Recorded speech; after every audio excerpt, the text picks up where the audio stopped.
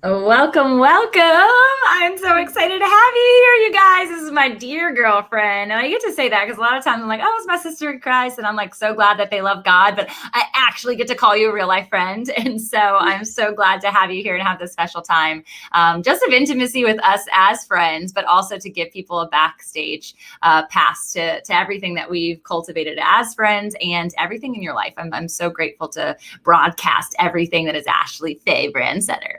Oh, thank you. I'm excited to be here. And that was so dope. I was like, oh my gosh, like this is the coolest podcast I've ever done. Like that was awesome. It is. I could not do it without Morgan Hart Designs. She is my girl. She nails it every single time. And I get excited because I actually don't watch your all's intro before it goes live. So I can just like have a surge of energy and adrenaline.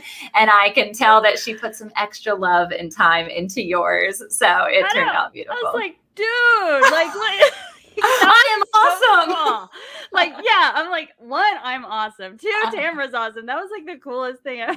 So if you guys are listening to this podcast now, you did not watch what just transpired at the beginning of the show. You have to tune in live one day and see the trailers that happen because it brings so much energy. I'm dancing in the background in the green room. Can't wait to actually get it live and start talking. And so be sure to tune in one day. YouTube, they're always there. You can come back and see us in person and catch our vibe in a different way than just our voice. But today I am so excited to just unpack everything that you're doing, everything that you've been doing, what led you to this place, right? We could jump in to so many different conversations. We parallel. She's got kiddos. She's got an amazing husband. They're adventurous. They live out in Denver. So you might have seen pictures of us on Instagram recently because we were together with them hiking. But she's also an entrepreneur in so many different realms. And most recently, she has been a conference host that is just truly taking the nations by storm. And so let's jump in to the backstory though, because I know that there's more than just the number 54. Stay tuned. You guys will hear what that is. And so I'm just curious, even from like a childhood perspective about your faith and how you've cultivated where you are today. Yeah. Okay. So one, I had the best like family, you guys. Like I always feel like, some people have like very traumatic childhood and that's part of their story, but I had a really great family and they really instilled God in me from a very young age. And so I guess we can hit on like high school was pretty tough for me. I started to really get bullied when I went into high school. And growing up until that point, my mom really instilled in me that I was made for something. Like she said she saw it. She used to tell me that I was like not for that small town. We grew up in a very small town. And then high school came and I started getting really, really bullied. And it was pretty tough. I mean, my dad used to take off work early to make sure I made it home safely. And I just cried to my mom every night. Like that's what I remember crying to her. And she kept saying, you're made for something. You're made for something. And of course I'm a teenager, and I'm like, you're crazy. Like, yeah, you're like, that's not helping the situation. Yeah, like this is not I have to go helping. to school tomorrow. Yeah. And honestly, I started drinking and just kind of, I was never like crazy, but I definitely got wild. Right. So long story short, I went to college. I got to study abroad my sophomore year. And that really kind of helped me a lot come back to my roots a little bit and kind of like get away from just all of the small town life. And my family all thought I was crazy for wanting to study abroad, but my mom was like, no girl, go fly. Right. And so my mom has really, like she just was my rock. I think that I was doing things, that she had always wanted to do. She always wanted to fly and stuff. And she didn't get the chance. She actually died in 2011. Yeah. 2011, right after Christmas of cancer. So after that, I didn't hate God because the thing with my mom is the entire time she had cancer, she was like, always have faith, no matter what happens. And I actually shared this on Clubhouse the other day. It just kind of came out, but I kind of at the moment thought she meant have faith that she was going to get better. Right. Like, and now I realized she was saying have faith because I'm not, but God still got you. And so when she passed away, that was tough, but I remember that have faith, But I still was mad. I was really angry. I think I let myself just kind of be angry at everything. I was mad at my husband. He left 2 days after she died for a special forces thing he couldn't get out of. And that kind of started this whole trend with every time he was gone, I was kind of resentful in a way. And I was mad at myself because I was sitting on a couch and I wasn't doing all these things that my mom said I was made to do. And like this one number, you guys, in my checking account, and this is what Tamra was saying, like I sat down to do bills and we had negative $54 in our checking account. And here's the thing I think a lot of people don't know is this isn't the first time we went negative. It was just the time that hit me. I don't know why it was that number that it was finally like, Ash, you got to do something. Like your mom would not want this life for you, this living paycheck to paycheck, and the surviving. I tell people all the time, I felt like I was just surviving. I was just trying to get by. She would want me to live. And so I prayed and asked God what he wanted me to do. Should I get a full-time job? My husband's was special forces. We got him out now. That's a whole other story. Yay. But I didn't really want that full-time job because he was gone all the time. And I just didn't want my girls to like not have us. So I felt like God was telling me to go all in on my side gig. And reluctantly, I said yes. I kind of was like, I don't want to do that, because I didn't want to be in production. But I finally said yes. And that kind of grew. And, here we are. It was just a wild ride. Yes. And that was how many years ago that happened? That was almost 3.5 because it was 2018, May 2018. So amazing. And it's so interesting because I am imagining you in all of these scenarios. And I always think it's so interesting to see the synchronicity of things that happen in the kingdom in different parts of the world. And so 3.5 years ago is when I cultivated the idea of the podcast. It's when so much of my business trajectory started as well. It was that give up, like I can't just be a mom. I know I'm made for more. My entrepreneurial backstory is pretty crazy as well. But I feel like there's been this shaking. It was also pretty formative years in our lives, right? Like being in our early 30s, there was a lot that paralleled to the life of Jesus. And I've seen this in so many people where in their 30s, there was like this not only coming to Jesus, but a coming to self, a coming to identity, a coming to what is life really about. And so it's been really interesting as I'm hearing you say it in the timeline. I'm like, oh my gosh, this is the first time I really paralleled that we were living similar lives, and that grind, I hate that word, but it's that hustle that goes into the first stages of entrepreneurship. Yeah, I love that because like that's exactly what I felt is like I used to say I'm just a mom, I'm just a wife, I'm just Ashlee, right? And I kind of felt bad that I wanted more. Like, why is this not enough for me? I have 3 beautiful babies and a great husband who defends our country. Like, why is this not enough? But it just wasn't, you guys. And that's not like, I never want that to sound bad because my babies are everything. 100%. I feel this all the time. I literally parallel this because there are women who are called to be mothers. And that is a massive undertaking. I have a friend, Glenn, Glenn, him and his wife, they have 7, 8 kids. And I'm like, no, I can't do that. But it's incredible. And she's like excited that if COVID was to go down, she gets to homeschool everyone. And meanwhile, I'm over here like having anxiety attacks thinking if that happens, what am I going to do?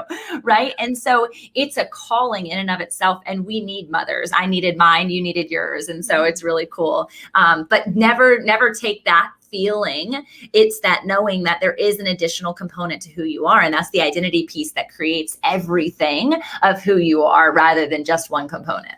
Yeah, absolutely. And when I stepped into that role of entrepreneur, when I said, okay, I'm going to do this, like it made me a better mother because I was getting to do something that my heart was also in and showing my kids. Like, I love when my girls are like, we want to run your business one day. And I'm like, oh, that's so cool. Yay. So them getting to see me in that way and seeing me genuinely happy and doing the things I want to do and helping people, it turned out to be beautiful. Like now I'm like, okay, why was I so worried? Why did I feel selfish? Because they've gained so much. They've gained so much from me finally going for it and saying, this is what I want.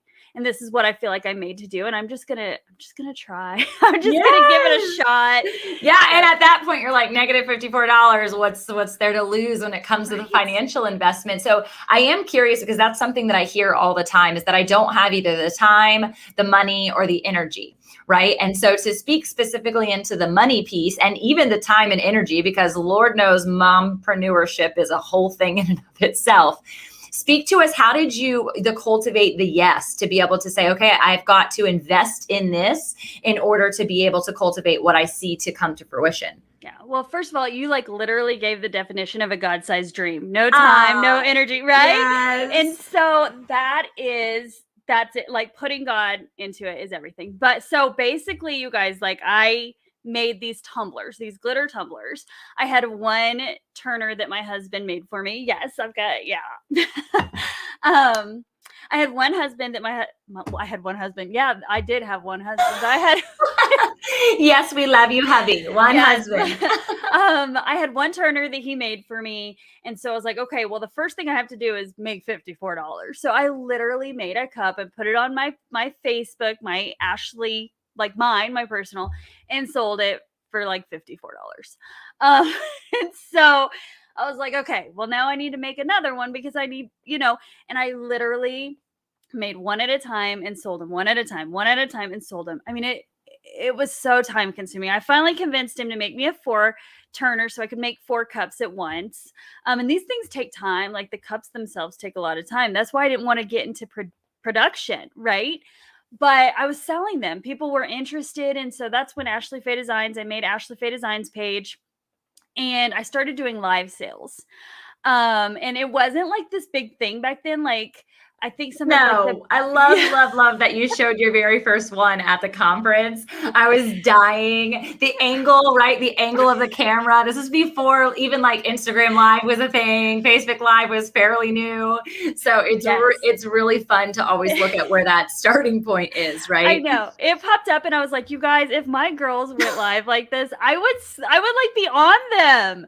But like the camera was like on the side of me. I have no idea what that was doing. And there was like no lighting. Like I was like, what? She's in her garage. It was awesome. Like I looked crazy. But I started doing these live sales and showing the people the cups. And on that very first one, I showed it because I said, God willing, I have 20 people on. Like I was giving away a $54 cup at 20 people, right? Because 54 had been my number, right? Everything was priced at $54. It was a thing. Anyway. I love it. I think it's amazing branding.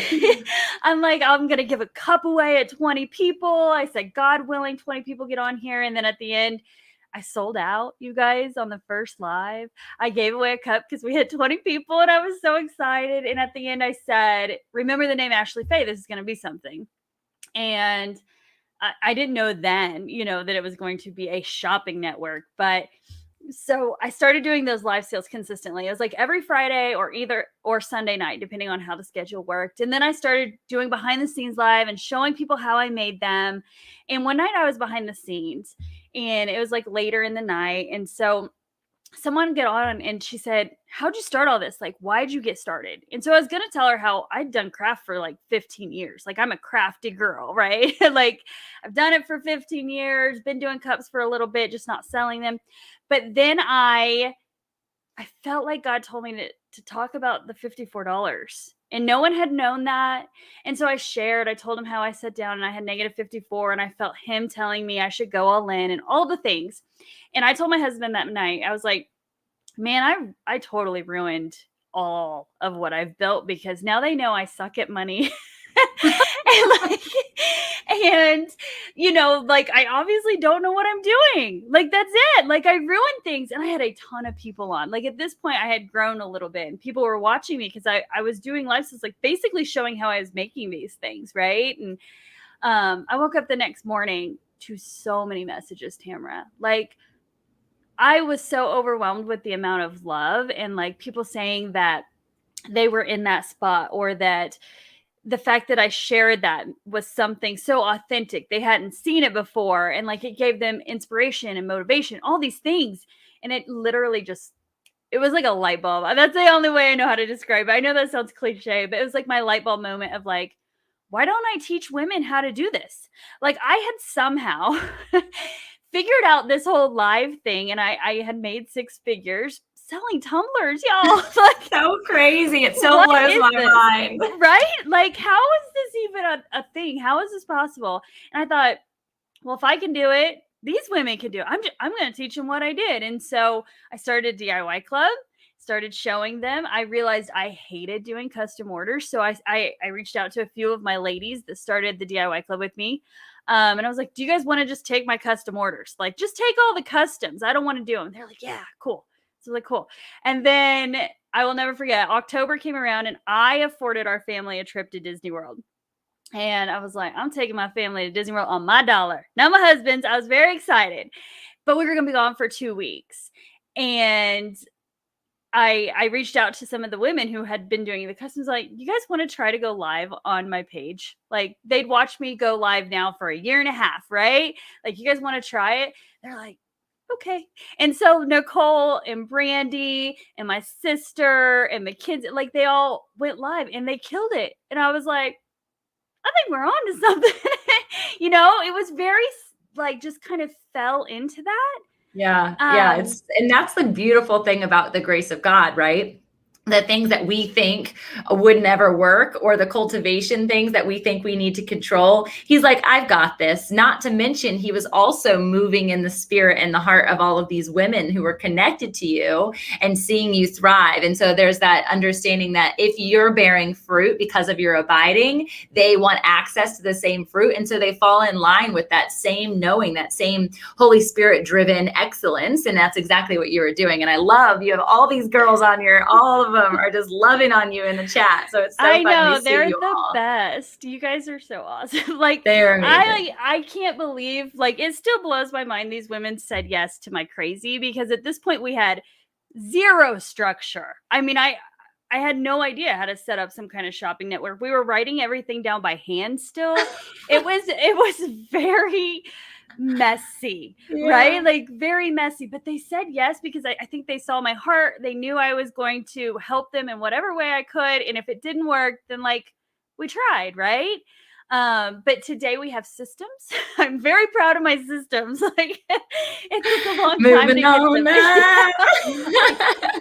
Very proud of the systems that we've created. And we actually just brought on 4 new ladies. So we have 35 women on the page that are doing live sales. And we have everything ranging from the tumblers to boutique clothing.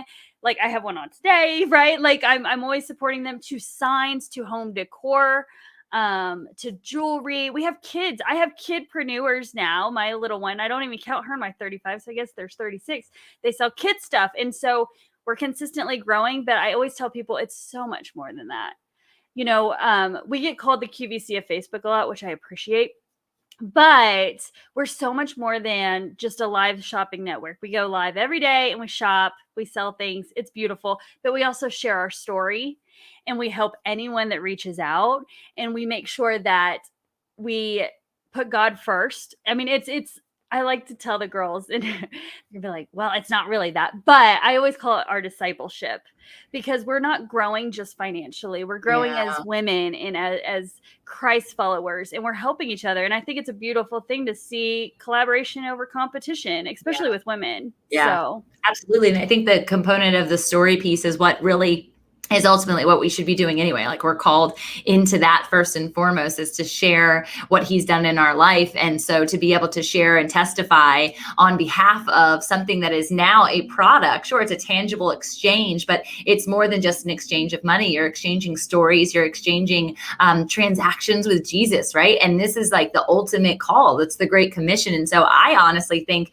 that every business, and this is the foundation of the business, is that every business is a ministry. Every ministry is a business. And so it's just a matter of how you're framing it, how you're setting the foundation. And then of course the systems that you're putting in place to say, whether it's just, oh, I just do this for free all the time, or if I do this and there is a value exchange. Because what's going to happen, it's less about the fact that they get a cup that they drink out of. It's the message behind the cup. And I have my Embrace Your Ambition one here, and we can talk about that in a minute, but also because you can with Marcus Black, and it's the knowing that there is a deeper experience happening in this transaction. And that's why people are going to continue to come back to all of these incredible people. And I say women, I know that there's probably this like guys are like, what about me? I like to craft. I don't know if that's a thing for you, but a lot of people are like, I want to be in your membership, and why don't you have a guy one? And I'm like, well, because I'm a woman. And right now, this is where I'm feeling led. Now I have individual guys who I coach, but I just think it's really interesting to see what God is doing in his girls.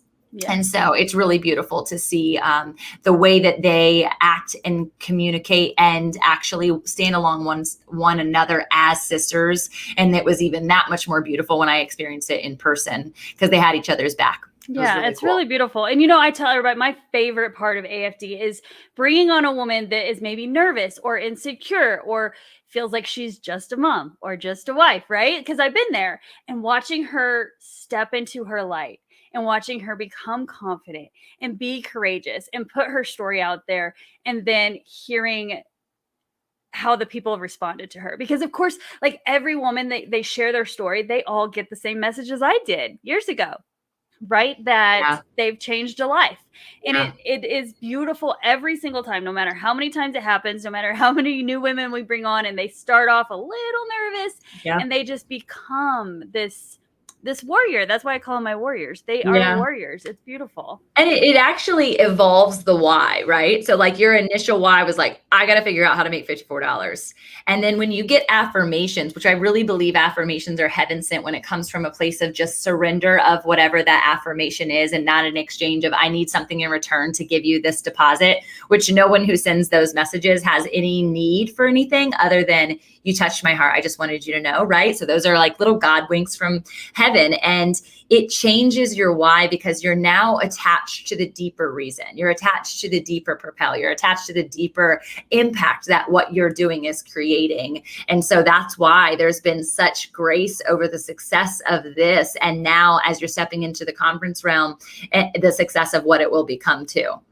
Absolutely. Like I tell people from the get-go, like God is my CEO, having him lead it, having him tell me where the next step is, I'm good. Like I tell people all the time, when he's my CEO, I'm no longer risking my reputation. I'm risking his, and he's got this, right? Yeah, he loves to show off. Got this. Exactly. So yeah. And so all the women, like, we've all grown in faith, including myself. I mean, we have Sunday nights, we have prayer and planning, and we all sit together, all of us, and we go through how the week went, the good, the bad, all of it.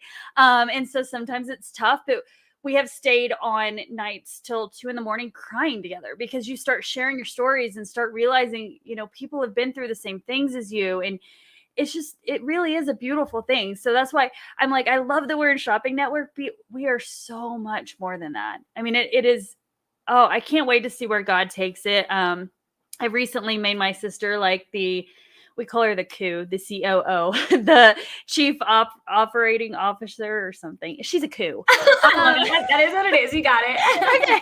Well, we call her the COO because she's really stepped up because my heart, you know, says I need to do EYA. But I think it's because my women on AFD, they're ready to step into the leadership role. They're ready to share their story. They're ready to bring on women themselves and help women and do what I did for them. It's their time. And so I want to allow them that time, and I want to be able to take on EYA and see, you know, where God leads that as well. So it's all really exciting. It's all just crazy. Like it still blows my mind. It really is. And in the midst of it, you know, there's this transition that's happening in the background, right? And this is where a lot of people are like, oh, you're living this life, whether it's travel, which is a part of a root value that I have and my family has, or you're living, you know, doing these adventures, or you have this conference, right? And people are like, what is happening? There's transitions that are occurring. But what is ultimately happening is God's grace and God's hand is showing and showcasing to other people that there's more to the story, right? That you don't unlock one realm of who God is in your life, and then that's the end of it, because he is an ever evolving in our life because we're ever seeking. And so I believe that this next opportunity and this next thing that we're going to talk about, which is the Embrace Your Ambition conference, was literally him just being like, you think I've already served you well? You think I've already given you the blessings of your heart? Well, watch this. It's exceedingly and abundantly beyond what we could ask, hope, or imagine. It's biblical to know this. And so I believe that that's what Embrace Your Ambition is. And then just the coordination and collaboration between you and Marcus and everyone really who's coming alongside it is just really incredible. You've got people in the chat who are just so grateful for what happened in Denver, but I know Dallas is just going to blow everyone out of the water. And so let's chat about it. Oh my goodness. So first of all, Embrace Your Ambition. So people always ask me about the name because I think some people see ambition maybe as a negative thing. Like what does that mean? And so it's funny because my podcast is called Embrace Your Ambition too. And I was writing on things like on the back of the cup, it says Embrace Your God-given ambition. I was writing it everywhere. And then I thought, what am I going to call my podcast? And I'm like, duh. But for me, it's about saying, okay, God gave me this ambition. It's okay to want more. It's okay to go for this. It's okay to say, I'm not just a mom. I am this other person. I am this entrepreneur. I am this person that wants to change the world and have that ambition and not, feel selfish for it. So that's what it means to me. So last June, not this one, but the one before, a year ago. Yeah. I'm like, wait. In June, I was praying and I felt like God said, I think it's time for you to make a conference. I was like, okay, like at this point, let me just be clear that when God tells me to do something, I get out of the boat. Like that's it. I just get my feet wet because I have realized from every experience I've had with him, if I say yes, beautiful things happen. And if he gave me little, he will give me lots, right? Like if you do well with the little, he will continue to bless you. And so of course I said yes. So I was like calling my sister and Jessica, and I was like, you guys, I'm gonna hold a conference. It might just be an AFD meetup. Like who really knows? But that's okay. They would want to be together. I'm like, I'm gonna do it. And so I found a place in Denver and I'm thinking like, oh, it probably will just be an AFD meetup, but that's fine. I'm still going to be awesome at it. I'm still going to give it everything I have. And then Clubhouse came around and I started meeting these people who like had that ambition too, who had that drive outside of AFD. Obviously those girls all do. They're on my page. And I was like, ooh. And then I met Marcus and I was like, would you like to speak in my academy? He said yes. And then after the academy, I was like, how would you feel about speaking at my conference? I'm in, right? Like, and somehow, like I love when we talk about it because we're like at no point where we like, do you want to go in on this together? It just kind of it just was known. Like it just felt right. It felt like God had aligned everything for us to meet and say, we're going to do something. Like we're just going to do it. And so literally days before Denver, I was like, how would you feel about doing another one? Like Denver hasn't happened. But I think we need to chat about this. Yeah. How would you feel about that? And he's like, yeah, I'm in. Where are we going? And I was like, I don't know. What do you think? He's like, how about Dallas? And I was like, okay. And so it was wild. It just was this wild ride, but we just connected so well. And our vision with what we wanted EYA to be aligned. We wanted it to just be this real, raw, emotional thing. And like in Denver, like when the tickets were so cheap, you guys. But they were. She's got counsel since then. She has counsel since then. It's an investment. It's a business investment to throw a first conference. I know. I'm learning quickly. And so I didn't know what I was doing. Like, let's just be real. I didn't, but I felt God. Like, I literally just felt like I was just going to do what he said. And that was just how I was going to run it. I was so tired the entire weekend because I was literally doing everything. I'm not allowed to do everything in Dallas, you guys. They already told me I don't get a walkie-talkie. Like I don't get You're not on the mic. You don't need to know what's going on in the back channel. Yeah. It'll be so much more peaceful for you. Yeah. So it'll be a different experience for me, but all I can describe what EYA, like I didn't know how it was going to go. I knew I wanted it to be faith driven. I knew I wanted to help with mindset. I wanted to help in business, but I knew I wanted God in there. And you guys, he just showed up in Denver. Like all I can describe it is real and raw because it was not perfect, but it had purpose. And I think that was a beautiful thing that I was seeing us just be people. We got up there and we bared our soul, and it was just a beautiful thing. And you felt God in every single speaker. I mean, there's no way that you didn't. And it was just, and that's the best compliment I've gotten too, is like, I felt God, or I accepted God in that moment. And I was like, okay, well then that's Yeah, there was like recommitting to God. There was a Yeah. first experience with God. There was the first time people worshiped the way that they did. There was the first time watching and witnessing other people step out in their faith the way that they did, because a lot of people are used to not hearing or experiencing that at all. And so I totally partner in that experience. And it was really cool to be in the audience and just receiving the energy that was happening, not just from stage, but from the people in the audience, and all of the people from your team. Everyone had purpose for being there. And I think that's what's really wild, is that there was a drawing in that occurred that was a Holy Spirit only. I mean, you could not plan for something like that. Even if all the AFD girls just wanted to be together, there was more to the story. And I didn't know I was coming except for like a month and a half out. And I remember being like, I have no idea what's going down, but it's going to be something. And they love Jesus. So whatever it is, it's going to be something. And it blew my mind. It blew my mind, because he is that good. That's the best part. It was wild, because I think I told everyone, like, y'all, I love God. I cuss a little bit. I love God. And that's what we're going with. And like, it was very much like, please let this work. But also feeling like, I think it's going to work. Yeah. I feel it, something special. Even our sound guy was meant to be there for a reason, not just for me to yell his name every time there was a mess Skyler. But even he was there for a reason, and he's coming with us to Dallas, which is really cool. Like, he wants to come with EYA everywhere. And so it's just really cool to touch people in a way like you never saw coming, and even Carrington, my daughter, y'all, she was my favorite. I'm not gonna lie. She was so cute. She got so nervous, and she's not one to get nervous. She's just very outgoing, and she likes being on stage, but she got so nervous and was crying. And I was like, oh my gosh, like, she's gonna get off the stage. There's no way.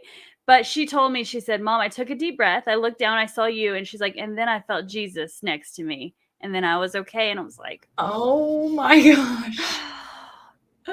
No crying. Like, oh gosh. I know, as a mother witnessing that, I was just in shambles. I wanted to just pick her up and rescue her and take her out of there immediately. But I also had that feeling of like, you can do this. You can do this. You can do this. And sure enough, she nailed it after she got past those emotions. Yeah. Like, I walked up there, and I think in my mind, I was like, am I taking her hand and getting off?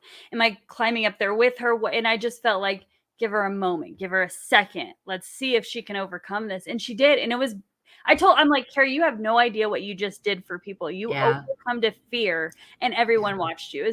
It was really. And imagine what it is going to do for her and the longevity of her life. Like, that is going to be a pivotal moment she will never forget. I know she's going to be speaking again at the next conference. And so unlocking that in someone, and then having someone witness that, I mean, is unbelievable. I remember when I was at my retreat in Tulum earlier this year, and I had flipped off the back of this, big cliff jump. And then a bunch of other girls jumped in, and there was the women who were on the sidelines for a while, and they were watching us all, and they're like, you guys are crazy. I am not jumping off there. They had life jackets on.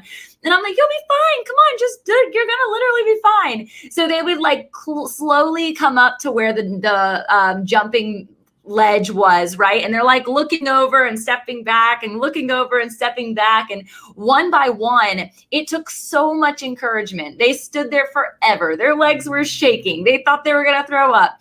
And when they jumped in, and you see the pictures, because we had professional photos done of it, their fear in their face when they were jumping, and then the face that they had when they came out, where they're just like so ecstatic that they did the thing that they thought they could not conquer. And then they were willing to jump off the next one's like no problem at all. And so there's always this barrier, and the barrier is always our mind. It has nothing to do with God's ability. It's just our mind. We block ourselves from the blessings that God has and the thrill that he wants us to experience here on earth as it is in heaven. Yeah, no, I love that, because one by one, when we talk to people about what did you get out of EYA, it was a consistent, I had a breakthrough. And Marcus and I were like, man, we can't call this a conference. It was something more than a conference. Like, it didn't feel like it was the conference anymore. And so that's why we're like, let's call it a breakthrough experience, because every single person was like, I had a breakthrough. And we're like, wow, like that's crazy. And up until the last, I don't know, like month ago, I've been saying, I want to do EYA. I want to do EYA. I want to do this experience, right? And then an experience about a month ago, someone told me what EYA did for them. And I was like, it's no more a want, it's a need. Like, we need Christian business owners putting it out there and saying, give it to God and allow him to take it and allow him to be your CEO and showing what he's done in our lives. Right. Yeah. And just, I was like, we need this. Like, we need this experience and this movement. Somehow over the past couple of weeks, people have been calling it a movement, which is also really cool. It is a movement. It is. It's amazing. Very cool. So I have lots of plans for it and where I want it to go, but of course it's in God's hands, and, you know, and we'll see, right? Yeah, like, I just think that there is like a trajectory that's stemming from everything. And like, as we continue to say yes and him expanding what that looks like, it's going to blow people's minds. It's going to blow our own minds, but it definitely 1000% gives me abundant energy every single day to say yes. Oh, yes. Even not knowing fully what it's going to look like, even not fully understanding all of the little check boxes that have to happen when it comes to event planning, or even the longevity of what it's going to become, right? The vision can only be painted to some certain understanding, right? You only see a component of the dream, not the fullness of what it is or who all is going to be a part of it. And it just continues to be this like evolution and partnership. And I just think it's incredible. I know I'm sold out for it. I think it's amazing. Trent Shelton is sold out for it. You've got Amberly, who's incredible, by the way, and I've been following on her on social media, and I'm like, hold up, what's going on? I don't know any of this part of her story. So I am so excited to hear her speak, and every single person that was there last time who was coming to speak again, I know that they're going to have a heightened sense of awareness to what God is calling them to speak over, rather than a traditional conference, business conference specifically, where they're like, okay, this is what I teach, here's the funnel. Right? Like, that is not what Embrace Your Ambition is about. And it's my same heart for the Grow for God conference is like, it is not about your funnel. Don't tell me about your funnel. I don't want to hear about the sales component. None of that stuff matters. What matters is your heart for change agent. As the people who come in, they need access. They need access to the keys that God has gifted you and you alone. And you might be the only component of the Bible that that person ever experiences. And so how do you deposit something so grandiose to a person that's not even just one-on-one eye contact? There's a bunch of them. There's a sea of them. And so I remember preparing for that and having such a struggle with, this is not what I want to share. I wanted to share this whole other thing. And God was like, no, he just kept showing me these hands. And I will literally never forget it, because I'm such a visual learner. And I wanted to show these like wings, which is another like piece of who I am. Like, I want people to soar. I want them to fly. But I realized that a part of my own story is that it all starts in surrender. And that's what you've done with this, this whole ideation of AFD all the way to EYA. And you guys were saying all these acronyms. You can look at all the show notes. They're all there with all the links, all the things that you need. But embrace your ambition, right? And ultimately, that's what you did 3.5 years ago. That's what you're continuing to do today. That's what all of the people who are connected to you are doing. And so I'm so honored to be a part of that piece to your story, and so excited to see how it continues to evolve. Thank you. You know, what's crazy is I think every speaker was like, I came in thinking I was going to talk about this, and then I talked about this. And I think we all just had like that God moment where we were like, okay, I'm going this way. Like, yes, it did. And on the very first night, which was Friday night, Marcus spoke. And Marcus and I had an amazing connection and got to talk a bit before the conference even started. And I knew if I came for anything, I came for the speakers. I came to be connected to the speakers, because they're amazing human beings. And when he said the word posture, which was already on my slide deck, which was already in my plan. And there was this affirmation of, holy cow, there's about to be an epic ribbon tied on this experience, and the people don't even know what's about to happen, all the way to the fine details of the prayer wall, and being able to run into the person that I prayed for in the bathroom and have this intimate experience with her, and running into the people in the hallway. And just, there was so much beautiful. And I think that people don't have access to that anymore, not in a consistent amount of time. There might be those glimpses in their day. There might be those glimpses resources in their week, but then they're right back into the cycle, right back into the rat wheel, right? And so this was one of those things similar to how retreats are hosted, where there is such intimacy. And I don't think intimacy is just one or two are gathered. I don't think it's the number. I think it's the posture.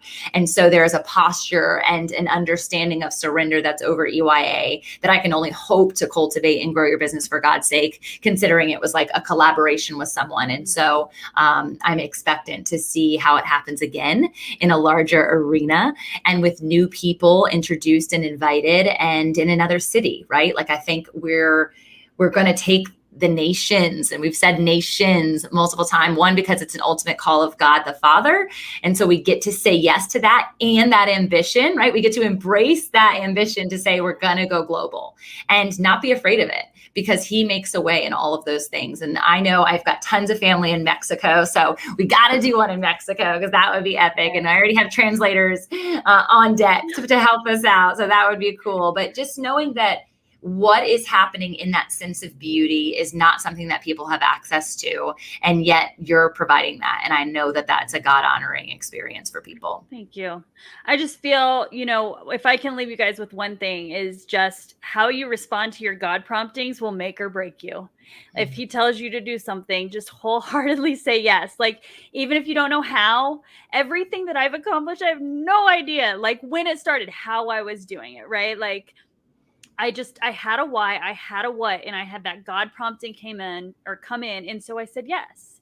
And he takes care of the how, but 100% your God promptings, or how other people say them, dreams or whatever. I don't know. Yeah. I call them my God prompting. No, I think God prompting is amazing. And it's that intuition piece that the world tries to blanket over it, but it's truly him knocking. Right. And so I'm like, I don't know if everybody calls him that, but my God prompting is like, how you respond will make or break you. You either say yes and you risk it, and that shows him your faith. That shows him that you are willing. I'm constantly saying, like, here I am, use me. Whatever he asks, I will do it. Like, I think he knows that now. And so he's handing me the bigger things. Yeah. But it does start small, like say yes to the small things. And then, you'll start saying yes to the bigger things. And it's just really, really cool to kind of see things starting to come into fruition and like see him showing up and showing off because of the obedience and the discipline that we have shown. So I'm excited. I can't wait to see where he takes me next. I'm just along for the ride, girl. Yeah, it's so fun. You're doing it so beautifully. I'm so grateful to know your community, all of the women who have been live with us today. You guys are such blessings, not only to the cultivation of what Ashlee is doing, but to the kingdom individually. You are your own, force to be reckoned with. And I think that's what's so powerful about the ambition piece, is that it's not an identity of one person. It's not an identity of a brand. It's not even the identity of the movement. But when you can embrace into that, there's this knowing, this sense of knowing that, like, I have a place. I have a place here. I have a seat here. I have an intention here. And God's going to use you in the way that only you can be used when you're willing and you're able. And like one of the gals said, get out of the boat and be obedient when you're obedient to that prompting. It's not always easy. It's scary, right? Imagine how Peter felt, like, get out and walk on water. What? No. Carrington, no. I do not want to get on that stage. But when she did, there was breakthrough. And so obedience and breakthrough have such a powerful piece to this puzzle, and the piece to the puzzle of what you guys are doing as a family unit right now. And so there's a whole nother conversation that we have to have, because there's a family dynamic, there's a marriage dynamic, like there's all these other pieces to who Ashlee is. But at the center of it all is him. And so I'm honored to know you and so excited to see how God continues to flourish all of the ministries that you are working on. Thank you so much. Thank you for having me. And just to everybody, like, get your feet wet. That's a saying in our house, because so many people are right there standing on the edge, but they're waiting for God to move. And you guys, he's waiting for you to move. He's waiting for you to get your feet wet. So thank you so much for having me, Tamra. I appreciate it. So good. Jump on in. The water's warm. See you guys. So